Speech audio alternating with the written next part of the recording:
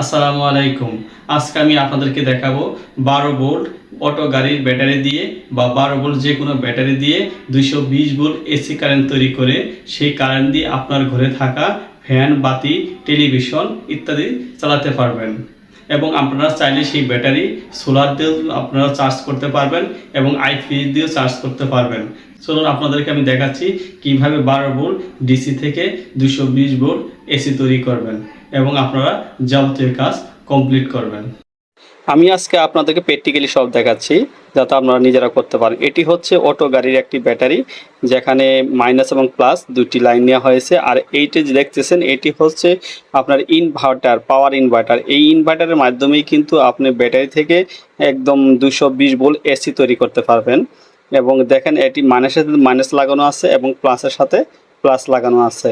অনেক ভাই আমাকে আগের ভিডিওগুলো দেখে আমাকে প্রশ্ন করেছে যে ভাই এগুলোর দাম কেমন বা কোথায় পাবো। তা আপনাদেরকে আমি বলতেছি যে এগুলো যে কোনো ইলেকট্রিক্যাল দোকানেই পাবেন, আর ব্যাটারি তো সব প্রত্যেকটা দোকানেই পাওয়া যায়। দেখেন আমি এখানে লাইনটি দিলাম, এই লাইনের আউটপুটটি হচ্ছে আমরা 220 ভোল্ট। আর এই ইনভার্টারগুলো আপনার দেখা যাচ্ছে 500 ওয়াট থেকে শুরু করে আপনার 2000-3000 ওয়াট পর্যন্ত হয়।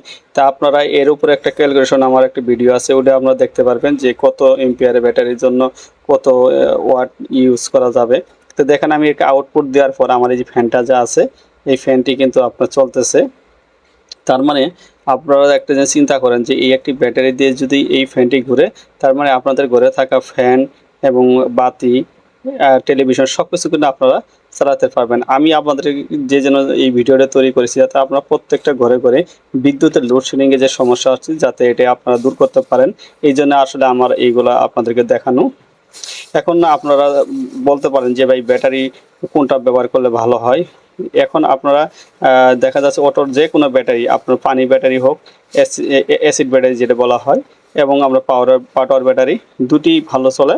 তা আপনারা যে কোনো একটি নিয়ে কাজ করতে পারবেন। আর একটা জিনিস হচ্ছে যে আপনি এই ব্যাটারিটা কিন্তু চার্জের যে ব্যাপার আছে এই চার্জটা আপনারা সোলারের মাধ্যমে করতে পারবেন এবং একটি সোলার প্যানেল কিনেও কিন্তু আপনারা সারাদিনে চার্জ করতে পারবেন। তো এটা কীভাবে করবেন এটা নিয়েও আমার একটি ভিডিও আমার চ্যানেলে দেওয়া আছে, তো আপনারা চাইলে ওখান থেকে নিয়ে পারবেন। এবং আর একটা জিনিস হচ্ছে এই ইনভার্টার থেকে যে আউটপুট কারেন্টটি হয় এই কারেন্ট দিয়ে আপনার ঘরে যে ওয়ারিং আছে সরাসরি ওখানে দিয়েও ব্যবহার করতে পারবেন। কারেন্ট যখন চলে যাবে দেখা যাচ্ছে আপনি ওখান থেকে অটো আপনার ফ্যান বাতি সব কিছু চলবে, আবার যখন কারেন্ট আসবে তখন বন্ধ হয়ে যাবে। তো এইভাবে কিন্তু আপনার লাইন দিয়েও আপনাদের ঘরের সমস্ত কাজকর্ম করতে পারবেন। এইগুলো হচ্ছে ব্যাটারি, চায়না ব্যাটারিগুলা। যে আপনারা যে কোনো অটো ধরনের ব্যাটারি নিয়ে আপনারা কাজ শুরু করেন। আর যদি আপনাদের কোনো প্রশ্ন থাকে অবশ্যই আমাকে জানাবেন। আর আমার ভিডিওটি যদি ভালো লাগে অবশ্যই চ্যানেলে সাবস্ক্রাইব এবং লাইক করতে ভুলবেন না। সবাইকে অসংখ্য ধন্যবাদ।